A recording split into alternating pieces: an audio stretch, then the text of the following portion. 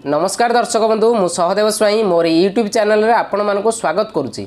आज आम जाना काठ व्रण को किपरि दूर कर तेरे वीडियो आरंभ करने पूर्व मु कही रखुची जदि आपण मैंने एपर्यंत चैनल को सब्सक्राइब करना तेरे जल्दी जल्दी सब्सक्राइब कर दिंतु और पाखरे आसुवा बेल आइकन को प्रेस कर दिंतु तेरे आगामी गुरुत्वपूर्ण वीडियो नोटिफिकेशन आपण पाई परिबे। तेबे आसंतु आरंभ करबा वीडियो।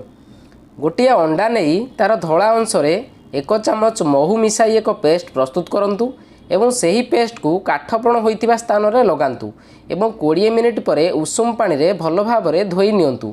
एपरि करिबा द्वारा काठ व्रण अति सहज रे एवं कम दिन रे भल होइथाय। जदि आपनको अंडा पसंद नुहे तेबे दालचीनी पाउडर 2 चामच नहीं सेथिरे 2 चामच लेंबू रस मिसाई एक पेस्ट प्रस्तुत करी आपण लगाई परिबे। एहा मध्यम बहुत इफेक्टिव होइथाय।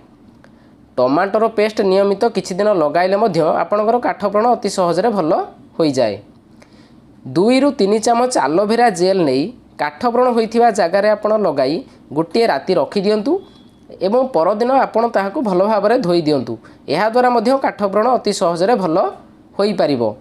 किंबा 2 चामच हळदी और 2 चामच पुदीना पत्र रस नहीं एक पेस्ट प्रस्तुत करंतु ताहाको आपण काठ व्रण होइथिबा स्थान रे लगांतु। एहा मध्य बहुत फलप्रद होइथाय।